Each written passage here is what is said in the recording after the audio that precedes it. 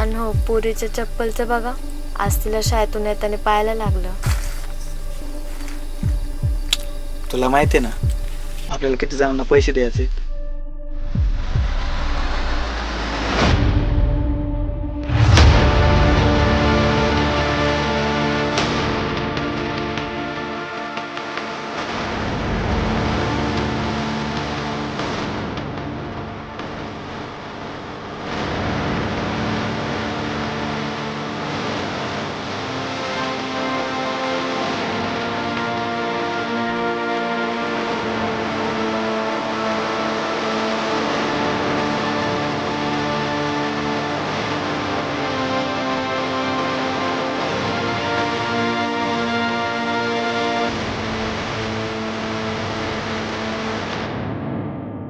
काय हो, आज तर डबा भरलेला आहे.